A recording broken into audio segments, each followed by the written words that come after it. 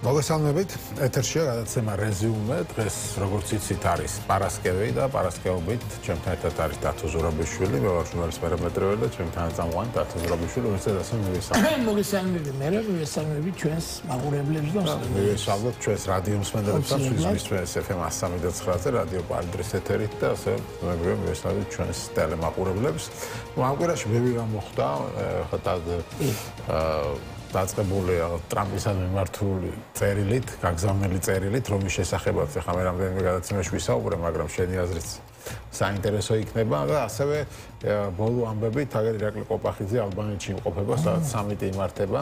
და იქ ალბანეთის ხელისუფლებამ მიიწვია და სიამოვნებით გაემგზავრა ბუნებრივია, იმიტომ რომ რატომ რაღაცა მარცასულიყო. ბოლო დროს ფაქტობრივად ასეთი რაღაც ღონისძიებებიდან იზოლირებულები არიან ისინი და აღარ იწვევენ და გაემგზავრა და ნუ რაღაც საერთო ფოტოების გადაღების ვიდეოები გავრცელა, სადაც მარტო საწყლად იდგა ყობახიძე, მაგრამ მერე მაკრონმა ჩამოართვა ხელი. და ნუ აი სამთავრობო არხებზე და მედიაზე ოროტიანები ამბობენ რომ ჩამოართვა ხელი უთხრათ სუდად იქცევით ახალგაზრდას და შორის ასეთი ხმებიც არის. ხო, ნუ ეს არ ვიცი, მაგრამ სამთავრობო მედია არის ძალიან გახარებული ამ ამბით. რომ კი მაგრამ ეს ნარკომანი და დიქტეიტი და ის სამთავრობო მედია, რომელიც დაახლოებით 2-3 დღის წინ მაკრონზე აუცელებდა ინფორმაციას, რომ კოკაინში გია და კოკაინი დამალა მაგიდისკენ და ეხა არიან აღფრთოვანებულები ამ ამბით. ზოგადად რა სიტყვი, როგორ ფიქრობ, აი ეს ასე ვთქვათ, ეს ყველაფერი ძალიან გააქტიურდა ბოლო დროს რაღაც დასავლეთთან მიმართებაში საქართველოს ხელისუფლება და ამის გამოძახილი იყო ის წერილიც, რომელიც ხო გაუგზავნა ტრამპს. ნუ რამდენიმე ასპექტია აქ მე ჩემი აზრით ახლა მე შევეცდები რაღაცნაირად ნუ დაახლოებით კი რასაც მე ვიტყვი ალბათ ბევრს აქ ნათქვამი, მაგრამ შევეცდები რაღაც ჩემი კონკრეტული აზრის თქვა, რომელიც შეიძლება ბევრისგან განსხვავებული იყოს. ეხლა თავისთავად ის რომ ხელისუფლებას აქვს საზღვარგარეთ ლეგიტიმაციის კრიზისი, ხა ეს არის პრობლემა, ეს ნუ ცხადია და ყველა ვხედავთ ამას, ხო? და მეორე, რასაც ჩვენ უყურებთ კიდე რომ პრაქტიკულად არანაირი ნაბიჯი ამ პრობლემის გადასაჭრელად ხელისუფლების მხრიდან არ იდგება. ანუ ერთის მხრივ ეს აწუხებთ, ამას ვხედავთ რომ აწუხებს, მაგრამ ნუ ახლა რახან ესე იგი ლეგიტიმაციას ვერ ღებულობ იმ ქცევის გამო, რომელიც გააქვს და მე ჯიუტად აგრძელებ ამ ქცევას და იცახი რომ აი მაინც მოდით და მომეცით. ნუ ეს არ მგონია მე, იცით რა, მე ეს არ მგონია რაღაცა ღრმა ჩანაფიქრები დიდად რა. მე მგონია უბრალოდ არის აი რაღაც რომ გაკერპდები, გაჯიუტები, არაადეკვატურად შეაფასებ მოვლენებს. ის წერილიც მე ახლა რა პოზიციიდანაც არ უნდა შევხედო. დაუშვათ და შენი მიზანია რომ ევროპისგან მელ დისტანცირება და რუსულ სივრცეში წასვლა. აი ეს მიზანი გაქვს დასახული რომ მოდი ასე ვიზა. აი ესეც რო ჩავთვალოთ. ან და რო ჩავთვალოთ რომ ევროპის დაშანტაჟება გინდა და ჩააფიქრო გინდა რომ ებიჭო ჯობია იქნებ რაღაც დაველაპარაკოთ. აი რა კუთხიდან არ უნდა შეხედო ის წერილი ყველანაირად იყო წამგებიანი. არანაირ მოგებას ეს არ აძლევს. ეს დისტანცირების პროცესი ისედაც დაწყებულია, ისედაც არის და ძალიან მარტივად შეუძლია ეს განაგრძოს. ხელისუფლებას რეალურად არ აწუხებდეს მისი აღიარების პრობლემა. არც წერილს არ დაწერდა, რა თუ და ამდენი ამბავი, თან ეს წერილი როგორი იყო, რა ტონალობაში იყო, თუ დააკვირდი, აი ერთის ხრივ იყო რაღაც აი შეშინებული ხვეწნასავით, რომ აი შენი ჭირიმე გიყვარ ვარ თუ კიდი ვარ თუ აი ამ ტონალობაში. და მეორეს ხრივ იყო რაღაცა ეძველ ბიჭა, კიდე და გაეჭიბია, იქ რომ 4 მილიონი დაგიზოგეთ, მადლობელიც არ ახარ და 4 მილიარდი თუ რაღაცა ბიუჯეტი დაგიზოგეთო, ავღანეთში რომ ჯარები გამოუშვა. აი ასეთ რაღაცას რო ეტყვი ტრამპს ახლა. მე იმედი ვაქვს, იმიტომ რომ ტრამპის უყოლაფერზე ხო გარიგები მოგება წაგებით კუთხით უყურებს და იქიდან აი თვითონ კი იმარე მასზე რო ეუბნები ეს ახლა სხვა რაღაცაა ცოტა რა. ის რო შენ და იგივე ტრამპისთვის ახლა შენ რა 30 მილიარდი აქვს მასე დახარჯული ამერიკას საქართველოში დაახლოებით. და ამას რო არაფრად არ უთვლი და ეუბნები რომ შენ რო იქ ფული დახარჯე 2008 წელი და 11 წელი და ეს ზოგადად გაქვთ 6 მილიარდი, მაგრამ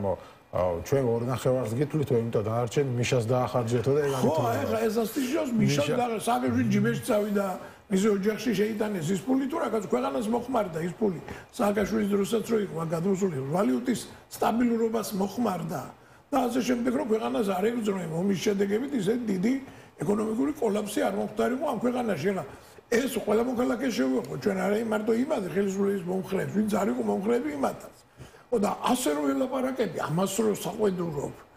მე არ ვიცი ახლა ეს რომელ საღაზრში შეიძლება ჩავსვათ. ამიტომ მაინც ჩემი აზრით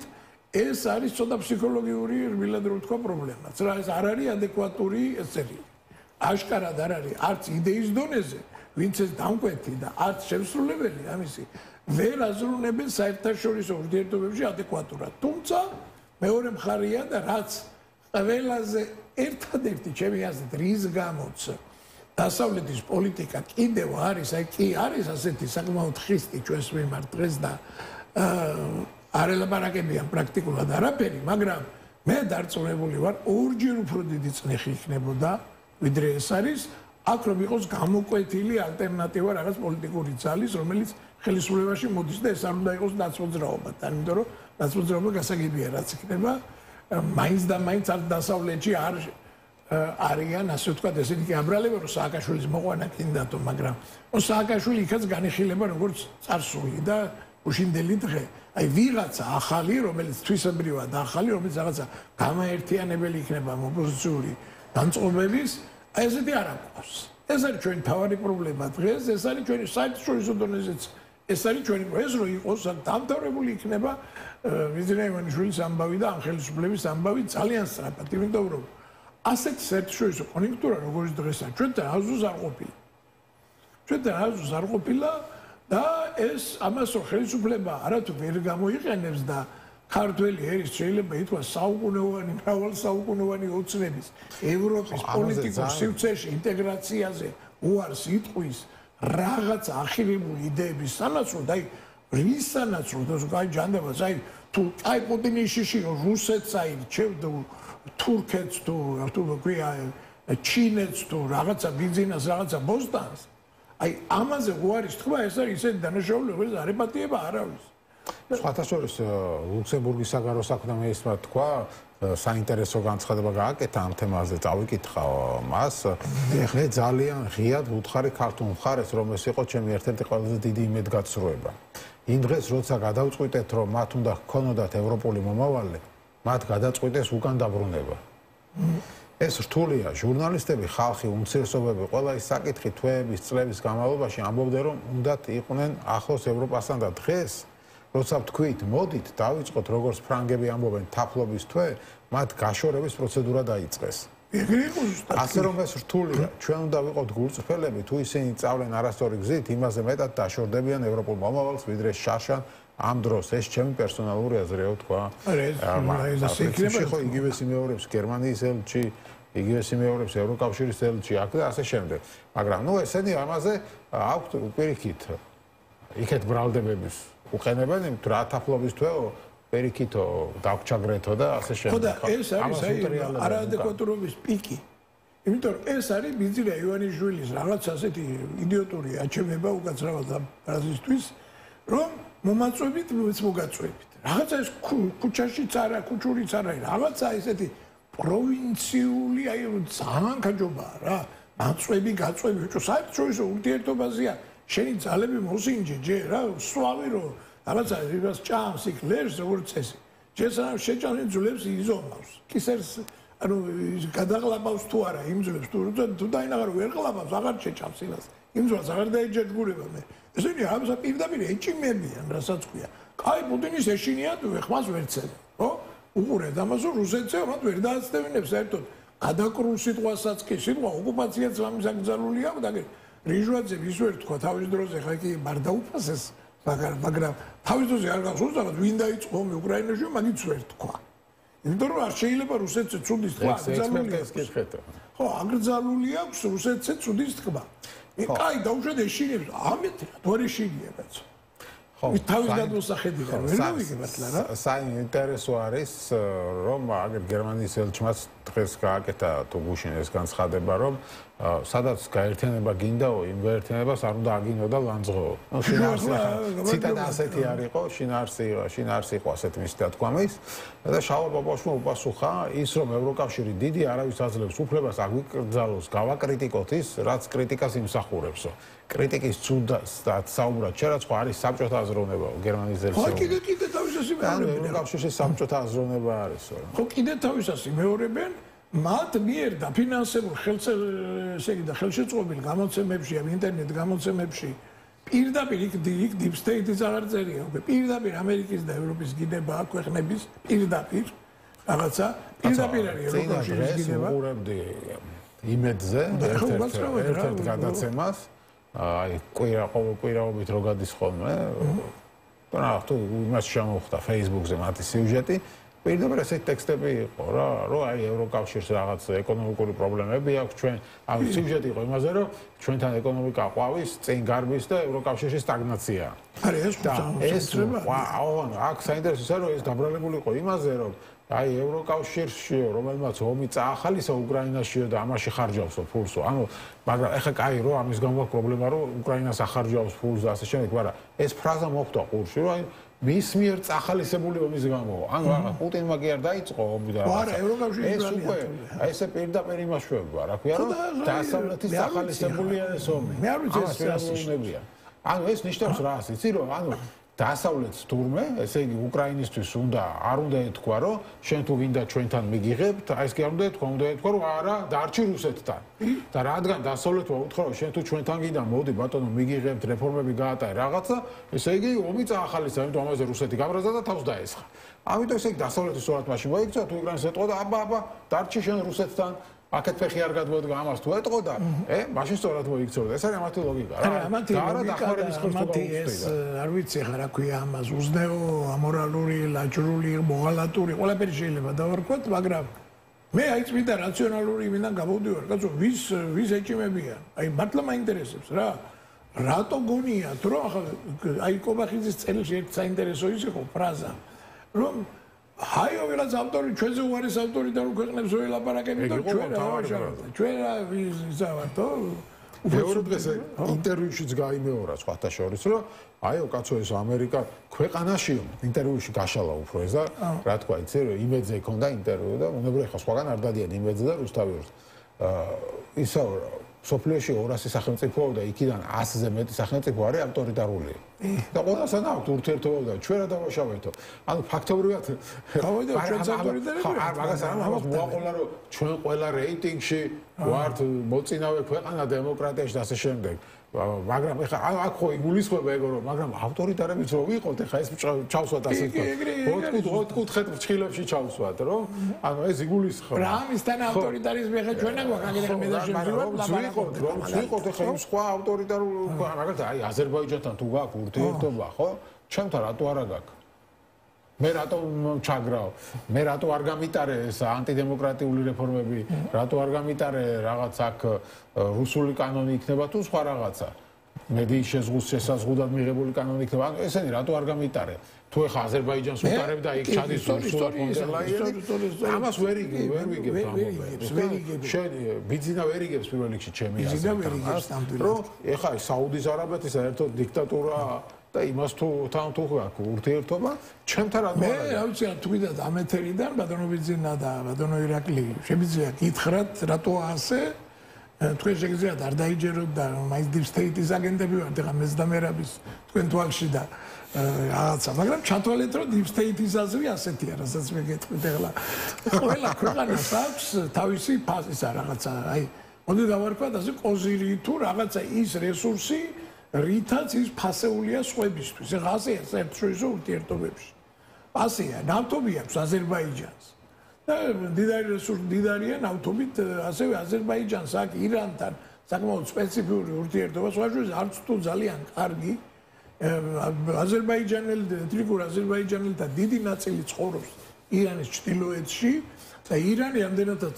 დაპირისპირებულია დასავლეთთან. ამ შემთხვევაში და ის ასევე არ არის აზერბაიჯანთან და კარგად და აზერბაიჯანი უფრო თურქეთთან არის კარგ ურთიერთობაში. აი ამ თელ ყველაფრის ერთად გათვალისწინებით მისი ბუნებრივი რესურსის ირან თურქეთთან მისი ურთიერთობის ტრადიციული ურთიერთობის გათვალისწინებით დასავლეთისთვის ის მოკავშირეა ისრაელისთვისაც. არავის არ აქვს ილუზია აზერბაიჯანის დემოკრატია არ არის ის რესურსი, ის კოზირი, ანუ როგორც იტყოდით თქვენ რუსების ენაზე ფიშკა, რომელიც აქვს აზერბაიჯანს. ეს არა აქვს არც აღელვებს. აზერბაიჯანს პირდაპირ აზერბაიჯანში ხალხს ანუ არც არსებობს ეხლა რაიმე საფუძველი რომ ჩაეჭი ხო იქ დემოკრატიას დემოკრატიული ფიშკა ასე ვთქვათ ანუ ჩვენი კოზირი არის ორი რაღაცა საერთაშორისო ურთიერთობაში ერთი სატრანზიტო ფუნქცია მდებარეობა და მეორე ასე ვთქვათ პოტენციალი დემოკრატია აზერბაიჯანს არ აქვს იქ ახლა ჩაბეტონებულია ეს დიქტატურა მეორე ეს ანუ ჩვენ რო ვიყავით ყველაზე დემოკრატიული ქვეყანა რეგიონში ჩვენ ვიყავით ერთგვარი დასავლური პოლიტიკურ სოციალური კულტურული სივრცის რაღაც ფორმოსტივით უკიდურესი ფორმოსტი და დასავლეთით ამ ჩვენში ხედავდა თავისი ასე ვთქვათ იდეოლოგიის გნებავ-ღირებულება და სისტემის გავლენა ეს არის მნიშვნელოვანია დემოკრატია იყო ჩვენი მთავარი საექსპორტო პროდუქტი ამით ფიგურირებდნენ, ამით პოზიციონირებდით დასავლეთში. რაც შეეხება სატრანზიტო ფუნქცია გულისხმობს არა იმას, რომ აქ ვიღაცა ერთი ბაბა იზის და ის წყვეტს ყველაფერს. არამედ ის, რომ აქ სხვადასხვა ქვეყნის ინტერესების გადაკვეთა და მეტნაკლებად ყველა ეს ქვეყანა უნდა იყოს ამით დაინტერესებული. დღეს, როდესაც რუსეთ ევროკავშირის და რუსეთ დასავლეთის, კრებათ რუსეთ ამერიკისაც ურთიერთობა არის უკიდურესად გამწვავებული. ამ შემთხვევაში შენ არჩევანი უნდა გააკეთო, რა შენ თუ სატრანზიტო ფუნქცია გინდა ჩინეთსა და მაგალითად ევროკავშირის შორის, მაშინ აქ უკაცრავად რა რუსეთს რო არჩევ ევროკავშირს და ევროკავშირს რომ მტრად დამინიშნა და დედასაგინებ ყოველ მეორე დღეს და რუსეთში ენა გაჩაგდებული. მაშინ ეს არ გამოვა რა, მაშინ შენ ამ ფუნქციას ვერ შეასრულებ და რა შეიძლება კიდე მეორე სატრანზიტო ფუნქციას ჩვენი სატრანზიტო ფუნქცია დღეს არის უფრო მეტად პოტენცია ვიდრე რეალიზებული, იმიტომ რომ დღეს რეალურად ეს არის უფრო თურქეთ-აზერბაიჯანს შორის ტრანზიტი, ვიდრე თქვა ცენტრალური აზია, აღმოსავლეთ-დასავლეთ შორის ზოგადად. ამიტომ ეხლა უკაცრავად და საერთოდ არ იყო საქართველოს რუკაზე, საერთოდ. საბჭოთა კავშირი არსებობდა, არანაირი აქ სატრანზიტო ფუნქცია არ არსებობდა და როგორიმე ევროპაც იყო და როგორიმე რუსეთსაც უპირისპირდებოდნენ რა ანუ ეს არ არის ის ფუნქცია შეიძლება გაზრდილი იყოს რუსეთთან დაპირისპირება რუსეთის უკრაინაში ომის გამო მაგრამ გაზრდილია ამ სატრანზიტო დერეფნის პოლიტიკური მნიშვნელობა კერძოდ რუსეთისგან მოტეხვის თვალსაზრისით რომ რუსეთისგან უფრო მოტყდეს ეს ტრანზიტი ეს არის მნიშვნელოვანი შენს არგუმენტებს რამდენიმე არგუმენტი თუ რატო აქვს დასავლეთ ასეთი მძაფრი რეაქცია. პლუს დედასიგინებია ყოველი მასე კიდე სამგემბარია. შესაძლოა არც აზერბაიჯანს, არც საუდის არაბეთი არ მიისწრაფის ნატოსა და ევროკავშირში გაწევრიანების. პირდაპირ აზერბაიჯანს ნატოს შესაბამისად ეხა მათ არ თქო ისე აგერ აზერბაიჯანსაც რო ჰქონდეს გაცხადებული რომ ჩვენი მიზანი ევროკავშირში გაწევრიანება ბუნებრივია აზერბაიჯანსაც მოთხოვდნენ დემოკრატიულ რეფორმებს. ითხოვდნენ კიდეც და რო თქვა არ მინდა მე აღარ თხოვე. ხო შესაბამისად ეხა ეს რო იცის ალიევა რა ალიევს აწყეს ევროკავშირის წევრობა ბუნებრივია არ აწყეს მაგრამ ძალიან კარგად ხედავს ალიევი რომ ისეთი დიქტატურით როგორც აზერბაიჯანში ავტორიტარიზმით არ გამოვა ევროკავშირის წევრობა ხო მოითხოვენ მედიის თავისუფლებას უფრო მეტად მოითხოვენ სხვა რამებს შესაბამისად ეს არ უნდა და ამიტომ არც აქვს პრეტენზია შენ ამ პრეტენზიას იმიტომ იყენებ რომ შენ კონსტიტუციაში ჩაწერე შენ თვითონ რომ ევროკავშირი არის და ნატო არის ჩემი სტრატეგიული ჩავწერეთ ახლა 30 წელი ამ გზაზე საუდის არაბეთი არ მიდის ას რომელიც სხვა ის ავტორიტარული აგერ აგერთა თურქეთს აქვს გაცხადებული ასევე რომ უნდა ევროკავშირის წევრობა და თურქეთი 30 წელი აქვს გაყინული კანდიდატის სტატუსი 30 წლის წინ მიიღო კანდიდატის სტატუსი და აქ არის გაჩერებული გაჩხერილი იმიტომ სწორედ რომ იქაც დემოკრატიას აქვს პრობლემები ერდოღანის პირობებში მიუხედავად სატრანზიტო ფუნქცია თურქეთის არის ნატოს წევრი ვიღაცაა ნატოს წევრი ვაში გახდა თურქეთი როცა ხო სხვა გეოპოლიტიკური ვითარება იყო და საბჭოთა კავშირის მოსაზღვრე იყო და ჭირდებოდა საბჭოთა კავშირის მოსაზღვრედ რა ქვია ქვეყანა მაგრამ ევროკავშირმა უკან არ დაიხია და თურქეთთან გაჩერებული აქვს ეს ურთიერთობები ასე იქნება ჩვენთანაც 30 წელი და 40 წელიც გაგვიჩერებენ ამ ურთიერთობებს თუ ჩვენ ამ რეფორმებს არ გავატარებთ ეს ერთი მეორე ხა არც საუდის არაბეთი არც სხვა ქვეყანა თავის მოკავშირეებს არ აგინებს რა თქმა უნდა ეს არის ეხლა რომ გამოდის ირაკლი კობახიძე და გულურყვილო სახით კითხულობს რომ რას გვერჩიანო ჩვენთან რატო გააბარსო უთო ჯობილსონმა რომ დაწერა იქ რომ პრორუსული, პროჩინული და პროირანულიო ესეც გაუგრა რანაირი პროჩინული და პროირანული ჩვენ ვართო რატო გვაბრალებსო არა და ამერიკის ჯინაზე ხო ნახეთ რაც გააკეთეს სტრატეგიული წავიდნენ და ჩინეთთან გააფორმეს სტრატეგიული პარტნიორობა და ამერიკის ჯინაზე ჩავიდნენ და ეს რა ქვია დაესწრნენ ირანის გარდაცვალების პრეზიდენტის გარდაცვალებას კი და ინაუგურაციაზე ჩავიდნენ და ასე შემდეგ შესაბამისად ასეთ რაღაცებს რო აკეთებ დემონსტრაციულად შენ მის მტრებთან ამერიკის მტრები ვინც ყავს ახლა ამერიკას რუსეთი ისე არ ყავს ისე მტრად გამოცხადებული რომ ჩინეთი და ირანი შენ რო დემონსტრაციულად ამას აკეთებ მათ ჯინაზე ბუნებრივია მათგან პასუხი იქნება და მე რატო გიკვირს ეს ამბავი არა მე უფრო მეტად მიგვიძა ბიძინა ივანიშვილის და ქართულ ოცნებამ აიღო ეს ტაქტიკა რომ რაც მოგვაწვევით ჩვენ უკვე ცუდად მოვიქცევით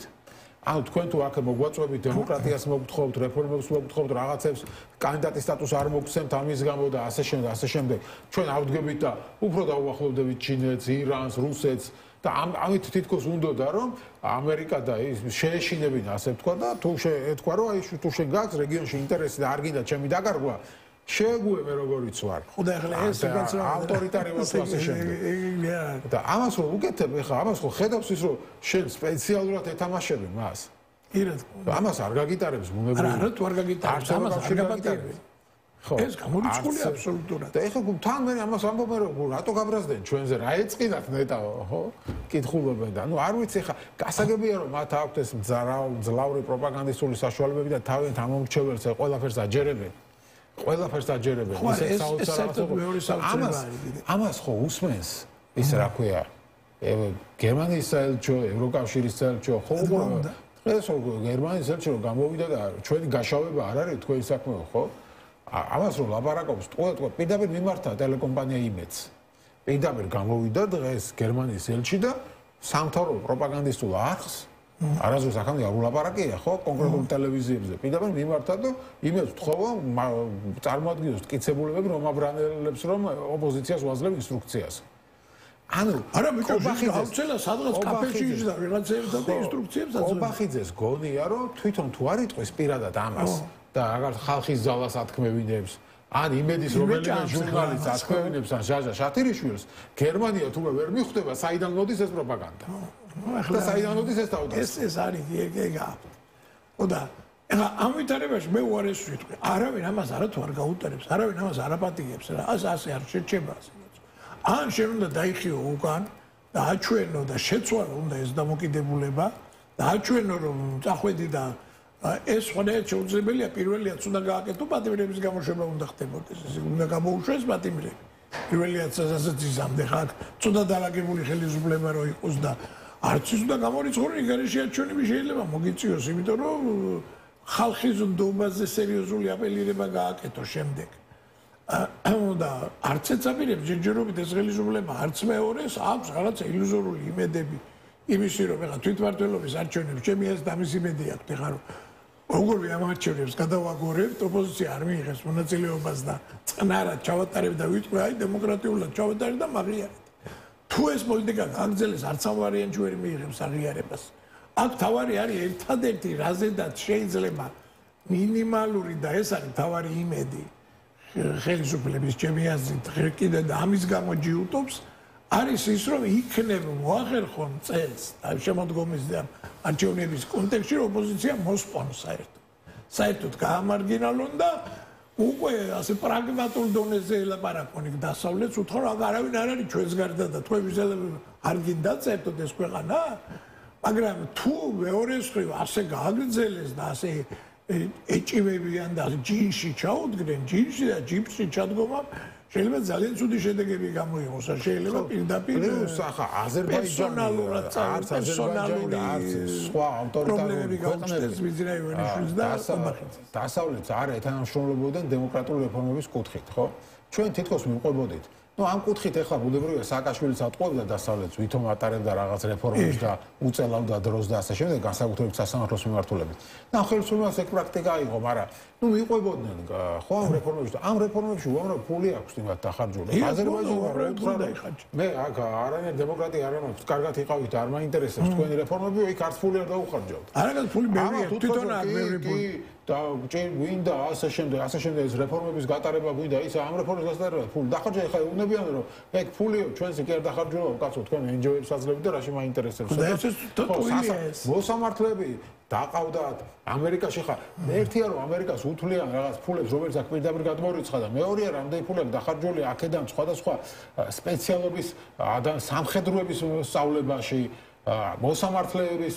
ტრენინგებში, ჟურნალისტების ტრენინგებში, რომლებიც წლების განმავლობაში დაყავდა ამერიკის შორის ამას ხო თვითონ აფინანსებდა ამერიკა. იქ სწავლას, გზავრობას, ცხოვრებას, ხო უამრავი ჩვენი ოფიცერი სტრატკომები სულ გადავიდა და მოწყობილების დაფინანსებით საჯარო მოხელეები და ასე შემდეგ. ამდენი ფული დახარჯეს რომ შენ უიმედრო კი რეფორმებს გავატარებ, დემოკრატიული ქვეყანა ვიქნები, რა თქმა უნდა და ეხა უცებ ეუბნები და იცი რა, თლად ეს დემოკრატია მე მგონი ნაადრევია ჩვენთვის და აი სხვა ავტორიტარი სხვა ლაპარაკები და მეც ვიქნები რა ავტორიტარული ცოტათი და მეც დამელაპარაკე. რავი ხა საბოლოო ჯამში თუ აღმოჩნდება რომ ქართველი ხალხი ამას შეეგუება, თქვა როგორც აზერბაიჯანელი ხალხი არის შეგუებული იმას რომ იქ ხალხი დინასტია ალიევების და არ აინტერესებთ დიდად რამდენიმე ოპოზიციონერის გარდა ან როგორც ბელორუსები არიან შეგუებული შეიძლება მე ჩვენთან რაღაც დონეზე როგორც არის აზერბაიჯანთან მინიმალურ დონეზე ურთიერთობები ან ბელორუსთან ამიტომაც არის ეს ბელორუსთან აღარ არის პროტესტის მნიშვნელოვანი მაგრამ ხო ეს შეიძლება მაინც აღადგინოს ეხა ამის იმედი აქვს ამ ხელისუფლებას რეალურად რომ აი როგორც თუ აზერბაიჯანთან გაქვთ ურთიერთობა მე აგერ ხო გჭირდები ტრანზიტად აზერბაიჯანული ნავთობი გინდა ჩემზე უნდა გაიაროს რაღაცის გინდა გაზი გინდა აზერბაიჯანთან ჩემზე უნდა გაიაროს და ამის იმედი აქვს ივანიშვილს რომ შესაბამისად როგორც აზერბაიჯანს პატიო მე თვითონ აპატიო ყველაფერი მე თვითონ აპატიო მე დარწმუნებული არც თუ არის იჯარა თუ ქართველი ხალხი ამას შეეგუება პროტესტი დასრულდება ფარხმალს დაყრის და იტყვის რომ ქართული ხალხის იტყვის რომ ჯანდაბას იყოს აქ დიქტატურა და ივანიშვილი იყოს სიცოცხლის ბოლომდე და მე დინასტია დაგვიტოვოს ალიევებივით ამას თუ იტყვის ქართული ხალხი მე ეს როგორ უნდა შეეგუოს უბრალოდ გაჩერდეს პროტესტი გაჩერდეს ყველაფერი გაჩერდეს პროტესტი ხა რაც არის ეს პრინციპში გამოიხატება იმაში რომ ძირითადად იკეთება რუსთაველი და სოციალურ ქსელებში აქტიურობა სხვა მხრივ რაში გამოიხატება ახლა ეს რომ ქართველი ხალხი ამას გამოიხატება გამაგაში გამოიხატება ის რომ აქ ჯერ კიდევ იბრძვის არასამთავრობო სექტორი თავისუფალი მედია იგივე დასავლეთის ხალხი ჯერ კიდევ გამოდის იგივე როცა დღეებია სპეციალური მარშებია უფრო მეტი ხალხი გამოდის და ასე შემდეგ და ასე შემდეგ ის რომ კარგად გაირკვეს ხალხს რა უნდა ჩაატაროს რიგარეში არჩევნები ის შეეცდება ეს გაასაღოს მოკლედ მარჩევნების არჩევნებში რეკლამის დრო მოგვივიდა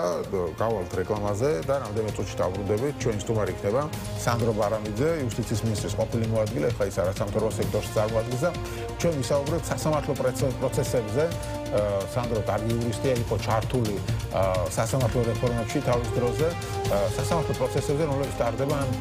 ეგრეთ წოდებულ სინდისის პატიმრების მზია ამაღლობელთან დაკავშირებით და ასე შემდეგ და რა საოცარი სასამართლო პროცესები ანუ რა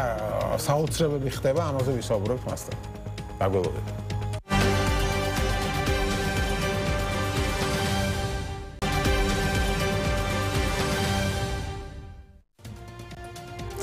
Așa ჩვენ დავბრუნდით ეთერში, ველოდებით სტუმარს სანდრო ბარამიძეს, როგორც გითხარით, იუსტიციის მინისტრის ყოფილი მოადგილე, იქნება ჩვენი სტუმარი, რომელიც ჯერ საცობშია გაჭედილი და წუთი-წუთზე შემოგვიერთება. მანამდე მე მოვყვები რამდენიმე საინტერესო ამბავს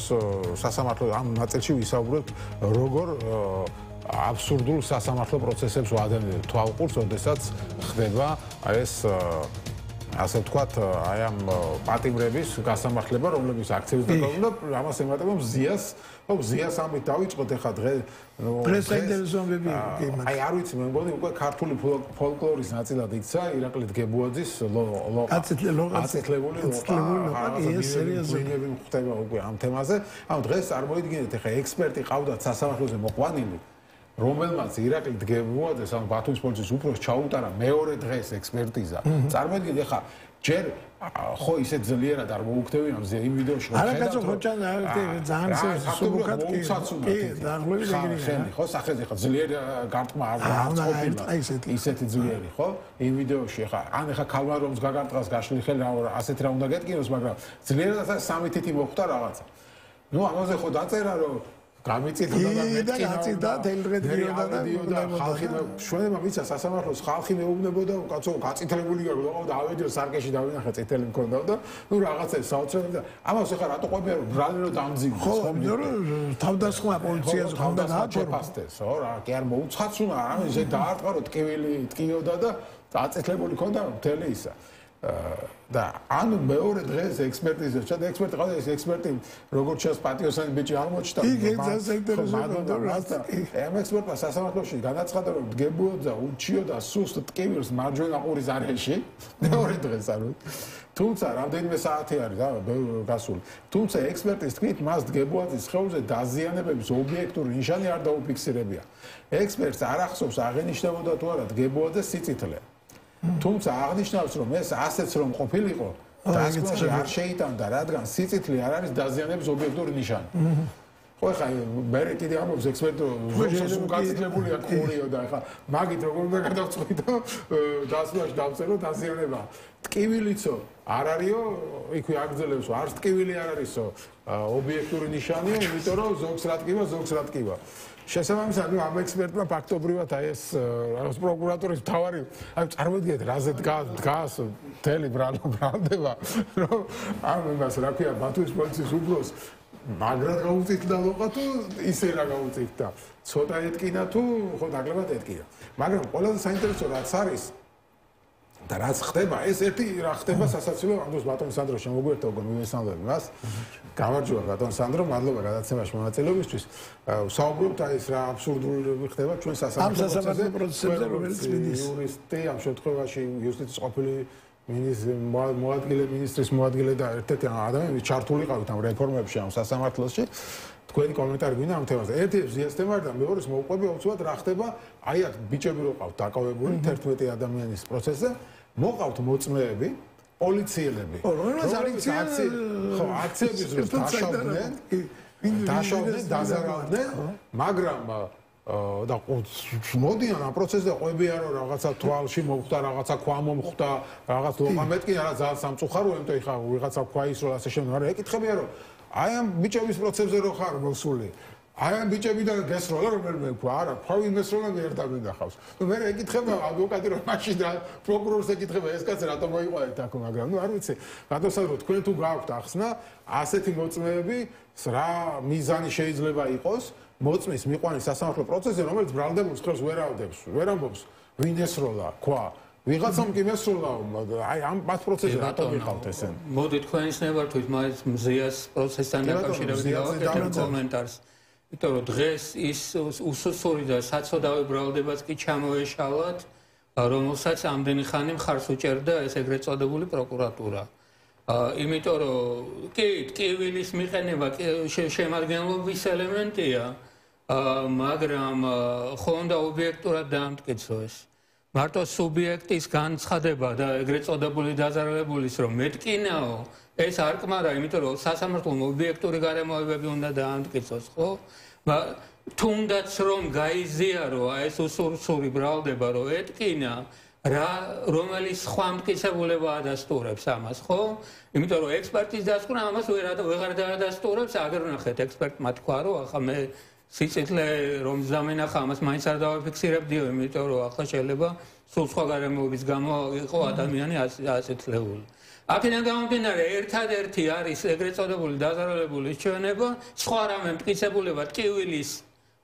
შემადგენლობის ელემენტთან დაკავშირებით რაც არის ტკივილი უბრალოდ არ არის აქედან გამომდინარე ეს ადამიანი წესით დღესვე უნდა ხანი უნდა გამოეშვათ მაგრამ დღესვე უნდა შეწყდეს წესით ნორმალურ ქვეყანაში ნორმალური დამოუკიდებელი სასამართლო დღესვე შეწყვეტდა დევნას ეხლა რაც შეეხება იმ მოწმე პოლიციელების ჩვენებებს ჩვენ ამაზე ორივე საქმეზე ერთგან რომ 11 ვიბრალდებულია ნუ პირობითად ჭიჭინაძის საქმე ხო ანდრო ჭიჭინაძე და სხვაები მეორე არის ბრალდებული ზვია ცეცხლაზე და სხვა. ყველგან არიან ერთი და იგივე პოლიციელები და ჩვენ ორგანიზაცია ერთი და იგივე ხალხი მიყავს იქ. ერთი და იგივე ხალხია, ერთი და იგივე საქმეში, ერთი და იგივე დაზარალებულების ჩვენებებია. და რაც თავარია, ერთეული გამონაკლისების გარდა ამ დაზარალებულების ჩვენებები არის აბსოლუტურად შემხებლობაში არ არის საქმესთან. აბსოლუტურად არარელევანტური მტკიცებულებებია. იმიტომ რომ ეს კაცი გარდა იმისა, რომ ამბობს, რომ მე არ დამინახიაო, ასევე ამბობს, აცხადებს სულ სხვა დროს, სულ სხვა დღეს, სულ სხვა გარემოებებს, სადაც მან ზიანი მიიღო და არც ერთი ეს არ მიესადაგება რომელიმე ბრალდებულს. იმიტომ რომ ის რომელიმე ბრალდებულს ბრალსდებენ სულ სხვა დღეს, სულ სხვა ვითარებაში, სულ სხვა ფაქტთან დაკავშირებით. დანაშაულის შეადგენა და ეს უბრალოდ სხვა. რატომ მოყავთ მაშინ ეს ხალხი? იმიტომ რომ შეკერვაც არიციან საქმის. ამაშია საქმე. წესით ხო ისეთი უნდა მოიყანო დაახლოებით მაინც რომ მიესადაგება რა. აი შეკერვაც რო არიციან, თან სწრაფად რომ მე მაქვს ეჭვი რომ მოყავთ იმისთვის რომ მე რაც თქვა, სხვათა შორის ანდრო ჭიჭინაძემ თქვა ეგ პროცესზე რომ ეს ხალხი იმიტომ მოყავთ აქ რომელიც ჩვენ ვერ გვადებს ხელს მაგრამ ყვებიან რომ ვიღაცამ ქვამეს რომ მე სამთავრობო არხებზე აჩვენებენ ამათ მონაყოლს რომ აი დავზარალდი თხედველობა დავკარგე რაღაცა მოხდა და ამათ მონაყოლზე ჩვენს კადრებში არის ამას ხო არ გადასცემს იმედი და მეცად გეტყვით ამას არ იტყვის არც თვითონ სასამართლო თავის განაჩენში. ანუ ეს გარემოებები დაზარალებულის მიერ მოყოლილი და ბრალდების მიერ შეთითხნილი ერთმანეთთან უნისონში რო არ მოდით, ამას ხო სასამართლოს არ იტყვის ამაზე არა. მაგრამ ამას ხო ჩვენ ვეტყვით, ასე და ხალხი ხო იტყვის საზოგადოებაში და ვამბობთ იმათი მაგური მარტო იმას ვარ ვიღაც უყავს გვერდით. ზაშვილი მამიდაშვილი და ვიღაცა მოკლედ ანუ ეს ხო არ იმალება რა არ იმალება რა თქმა უნდა აღარ ვლაპარაკობ იქ რომ თავის მოჭრა და სასამართლოს გარდა არ იმალება მაგრამ ამ წუთში ესენი ამას არ დაეძებენ ამ წუთში ამათ ჭირდებათ ბრალდების საქმეები შეთითხნილი ბრალდებები მერე ჭირდებათ შეთითხნილი გამამტყუნებელი განაჩენები ჭირდებათ თავიანთი რეალობა თავიანთ ამორჩეულებთან სალაპარაკოთ და ეს არის სულ სხვა კიდე საინტერესო რამ არის ამ კონტექსტში აუცილებლად უნდა გავიხსენო ბატონ სადო თქვენ შეიძლება არ გინახავთ ირაკლი კობახიძემ რამდენიმე დღის წინ მისცა ინტერვიუ ამაზე პოსტიც დავწერე Facebook-ზე რუსთავი 2-ს სადაც თქვა ასეთი რამ უნიკალური რამ თქვა არ ვიცი იურისტისგან ასეთ რამ და მე ვფიქრობ რომ აი ფაქტობრივად ინსტრუქცია გასცა ამის მერე დაიწყეს პოლიციელების მოყვანა ამ სასამართლო პროცესზე რომ კი მაგრამ ეს ხალხი რო იძახისო რომ არავარ დამნაშავეო 100-მდე პოლიციელი ყავს დაზარალებულიო და როცა ამდენი დაზარალებული ყავსო როგორ შეიძლება არავინ დამნაშავე არ იყოსო აბა ხაერინა ხო არ ჩამოვარდა რაღაცა ანუ ეს მოიყვანა არგუმენტად რომ ესე იგი ეს ხალხი უნდა იჯდეს ციხეში იმიტომ რომ დაზარალებული ხო არისო და ბუნებრივია დამნაშავეც უნდა იყოსო ეხლა სხვანაირად ხო არ მოხდებოდა ბუნებაში ანუ გამოდის რომ აი დაახლოებით როგორ რაღაცაა იცით რომ კვლელობა რომ მოხდეს ვიღაცა კვლელი რომ გაიქცეს და შენ რო გვერდით ჩაერო დაგიჭირო და რო აბა კვლელობა მოხდა და ვიღაცა ხონდა დავსაჯო რატო დამიჭირებოდა იმ რომ გითხრათ კვლელობა მოხდა დანაშაული ხო მოხდა დანაშაული კი ხო და ხა მოდი ამტკიცე რომ შენ არ ახარ კვლელი აი დაახლოებით ეს ამ ლოგიკით გამართლა პრემიერ-მინისტრმა ის რომ ეს ხალხი ზის ციხეში ესეა რომ დანაშაული ხო მოხდა და ვიღაცა ხო კიდევ უფრო კომიკურია ეგრეთ წოდებული სახელმწიფო ქონების დაზიანების საკითხი აქ ხო ამ ადამიანებს საბოლოო ჯამში ქონების დაზიანებასაც 2 მილიონამდეა დათვლილი 2 მილიონამდე არის დათვლილი ხარებას რაც რომ მიადგაზიანი იქ კამერებს რომ მიადგაზიანი საბოლოო ჯამში 2 მილიონამდე ლარია ეხა უყურეთ ერთ პატარა მაგალითს მოვიტან აბრალებენ თქვათ ადამიანს რომ სიტყვაზე 2 დეკემბერს პარლამენტის წინ იდგა და პოლიციელების მისამართით ისროდა ქვას. კარგი? პოლიციელების მისამართით ისროდა ქვას. აბა მაშინ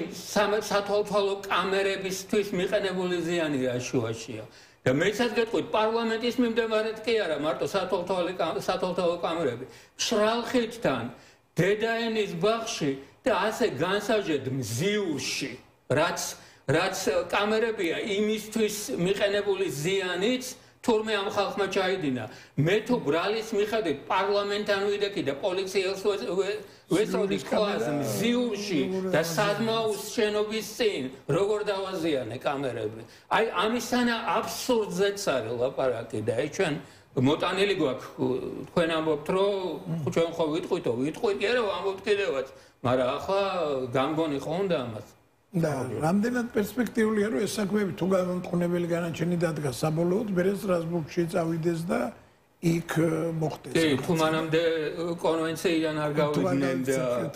როგორც რუსები მათი მასწავლებლები და ასე შემდეგ როდესაც წავა სტრასბურგში რასაკურველია წავა და ძალიან დიდი წარმატების პერსპექტივით იმიტომ რომ ამას ნებისმიერ ობიექტურ მსაჯულს რო დაუდებ წინ რანაირად მივაყენე ამ კაციანი როცა ეს სულ სხვა დღეს ამბობს სულ სხვა დროს და სულ სხვა ვითარებას ამბობს და მე სულ სხვა რამეს მაბრალებენ და ეს ორი ერთმანეთთან კავშირში როგორ არის პარლამენტის წინ თუ ვიდექი და პოლიციელს თუ ესროდი ქვას საზმაუს შენობის წინ კამერა როგორ დავაზიანე ამას ხო დაუდებ ნებისმიერს და ეტყვია რა ხო მოგებრია მაგრამ სანამ ეგ ამბავი მოხდება ეს ხალხი სამწუხაროდ ხო ეს ხალხი სამწუხაროდ ჯერჯერობით ასეა უზეთ ციხეში. კი ბატონო, და მე ვახსენე რომ აი სასამართლო რეფორმაში დროს იყავით თქვენ, ხო, იუსტიციის მინისტრის მოადგილე, როცა ეს რეფორმა იწყებოდა და ხედავთ ახლა ხო სადამდე მივიდა საბოლოო ჯამში სასამართლო დღეს რა ვითარება გვაქვს გინდა ბათუმში ზიას პროცესზე ვხედავთ, ამ პროცესზე ვხედავთ და ნუ რა ვიცი ბევრ სხვა პროცესზე ვხედავთ, ამიტომ საწყობთ 5 წუთი გვაქვს რა უნდა გაიხსენოთ აი ეს პერიპეტიები რატო ვერ მივიდა ეს ამბავი ბოლომდე სასამართლოს რეფორმა თითქოს რაღაც იყო ხომ ცდელობა როცა თქვენ იყავით ჯერ კიდევ დასაწყისში 2013-ში 14-ში აი ეს ამბები მაგრამ ნუ არ გამოვიდა იმიტომ რომ ის რაც ხდებოდა საკანონმდებლო პროცესის კუთხით ბოლომდე არა მაგრამ რაღაცა ხდებოდა 100%-ით არა მაგრამ სიტყვაზე 60-70%-ით ეს რეფორმა ასე ვთქვათ შედგა ქაღალდზე დაწერილს მარტო რა მნიშვნელობა აქვს თუ კულისებში ივანიშვილი იმას ელაპარაკება მურუსიძეს ელაპარაკება და მე გამოდის და იტყვის შენ კაი ბიჭი ხარ და შენ რაც გინდა ის გააკეთეო რა მნიშვნელობა ქაღალდზე რა დაწერა აი რა მნიშვნელობა კონსტიტუციაში წერია თუ არა 78 მუხლი თუ ეს არავის არ აინტერესებს რა მნიშვნელობა აქვს სხვა ძირითადი უფლებები რაც გაგვაჩნია კონსტიტუციაში გვიწერია თუ არა თუ ეს საერთოდ არავის არ აინტერესებს და ქუჩაში პირდაპირ გწემენ და გვირტყამენ და ლამის კლავენ აი რა მნიშვნელობა აქვს ამას ყველაფერს ხო თავარი არის ყოველთვის ნება აღმასრულებლის საბოლოო ჯამში იმიტომ რომ საბოლოო ჯამში რეალური ბერკეტები უყრია მას ივანიშვილი აღმასრულებელიც არა რა თქმა უნდა მაგრამ ის ხომ თავარი რაღაცა ის ჩრდილოვანი მმართველი ხო არის რომელსაც ემორჩილება აბსოლუტურად ყველა აი როცა ამისანა სისტემა გაქვს რომელი რეფორმა და რომელი ქაღალდის რეფორმა მიაღწევს რაიმე წარმატებას მით უმეტეს რომ ბოლოს საერთოდ გააჩერეს ეს რეფორმაც და დღეს საერთოდ გადაშალეს ყველაფერი ბოლო რამდენიმე თვეში მიღებული საკანონმდებლო აქტები ისეთია რომ ჩვენ უბრალოდ დაბრუნებული ვართ ჩვეულებრივ ტოტალიტარულ სისტემაში კანონმდებლობის დონეზე ჩვენ უკვე იქავართ ეხლა სხვა საკითხია რეალობის დონეზე ეს ბოლომდე გავა და იქ აღმოჩნდებით კი არა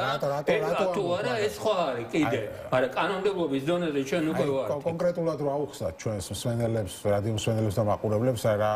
რას გულისხმობთ რა საკანონმდებლო ცვლილებებს და ასე შემდეგ სამოქალაქო საზოგადოება ფაქტიურად გადაკეტეს ყველა არხი გრანტები გადაკეტეს უცხოური გრანტები აგერ ორ კვირაში ამოქმედება ის ხვადაღებული ფარა, სადაც ექნებათ უკვე ბერკეტი იმისთვის, რომ ნებისმიერი ადამიანის თუ ორგანიზაციის მიმართ, ფიზიკური პირის თუ იურიდიული პირის მიმართ დაიწყონ სისხლის სამართლებრივი დევნა. იქ ათასნაირი ასე ვთქვათ, დრაკონული ცვლილებები, რომლებიც შევიდა გამოხატვის შესახებ კანონში, მაუწყებლობის შესახებ კანონში, იქ ასე ვთქვათ შეკრებებისა და მანიფესტაციების შესახებ კანონში უბრალოდ არ დაგინახო ქუჩაში გამოსულიო ფაქტიურად ამას გეუბნება, ხო? იქ მედიას გადაუკეტეს უცხოური დაფინანსების სამაუწყებლო მედიას ყოველ შემთხვევაში. არხები და 1000 რამ კიდე რაც ბოლო ხანებში მათი აქტიურობას საკანონმდებლო თვალსაზრისით აქტიურობა უნდა და დაჯღაბნენ რაღაცას ქაღალდზე და მერე გაიტან პირდაპირ პარლამენტში და აგიწევენ ხელს. ყველა მიმართულებით არის უბრალოდ ჩვეულებრივი ჩახორული ტოტალიტარული სისტემა, პოლიტიკური პლურალიზმი, რომელიც ჯერჯერობით არსებობს პარტიების სახით,